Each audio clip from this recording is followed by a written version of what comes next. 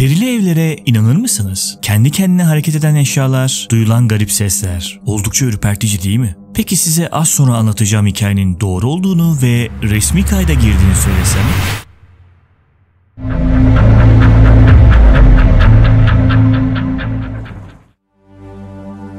Tarih 15 Kasım 1912. Bayan H ve ailesi hizmetçileriyle birlikte 1870 yılları civarında inşa edilmiş evlerine taşındılar. Evleri geçmişte kış mevsiminde kiralanmıştı ancak 10 yıldır da kimse o evde kalmamıştı. Bütün zemin halıyla kaplıydı ve elektrik yoktu. Her yeri gazla aydınlatıyorlardı. Eşim ve ben depresif hissettiğimizde birkaç gün evden uzakta kalmıştık. Ev aşırı derecede sessizdi. Hizmetçiler kalın halı kaplı zeminde o kadar sessiz yürüyorlardı ki onları duyamıyordum bile. Bir sabah odada ayak sesleri duydum.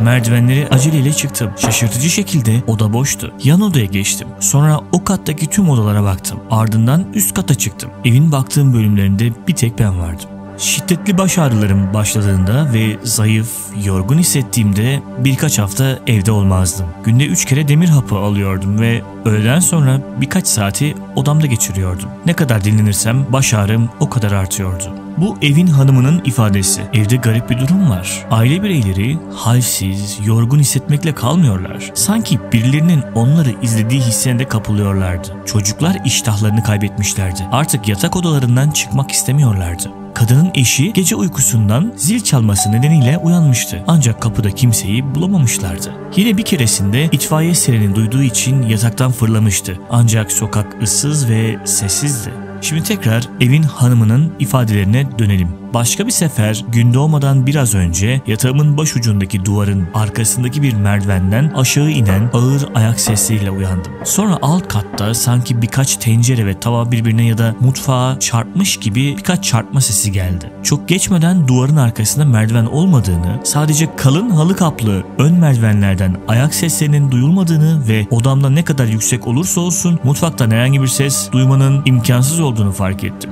Bayan H bir günde misafir odasından yemek odasına geçerken yemek odasının diğer ucunda siyah saçlı ve giyimli bir kadın görür. O kadına doğru yöneldiğinde kadın kaybolur ve onun yerinde bir ayna görür. Yanlış görmüştür. Bir sabah da 4 yaşındaki oğlu yatağının ucuna gelir ve onu kimin çağırdığını sorar. Anne kendisinin çağırmadığını söylese de çocuk ona inanmaz ve ısrarla birinin onu çağırdığından bahseder. Çocuklar solgunlaşır ve nezleye kapılırlar. Hastalıkları bazı günler daha kötü görünmektedir. Evdeki bitkiler de solmuştur. Şiddetli baş ağrıları onları rahat bırakmaz. Aynı durum hizmetçilerde de görülmüştür. O sabah kahvaltıdan sonra her zamanki gibi yıllardır benimle yaşayan İskoç bir kadın olan çocukların hemşiresini çağırdım. Yıpranmış görünüyordu ve çocukların nasıl uyuduklarını sorduğumda patladı. Çok korkunç bir gece oldu. Bu ev perili.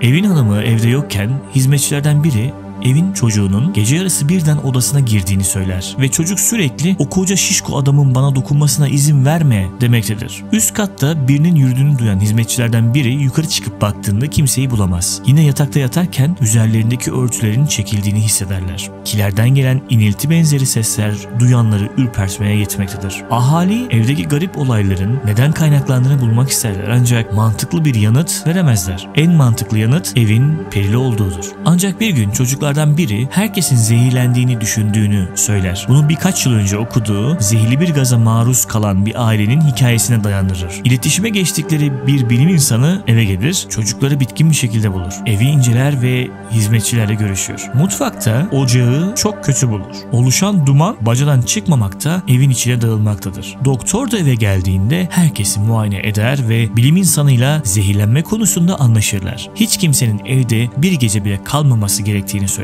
Evet, videonun başında olayın kayıtlara girdiğini söylemiştim. Johns Hopkins Wilmer Göz Kliniğine adını veren William Wilmer bu olayı 1921 yılında Amerikan Oftalmoloji dergisinde yayınlamıştır.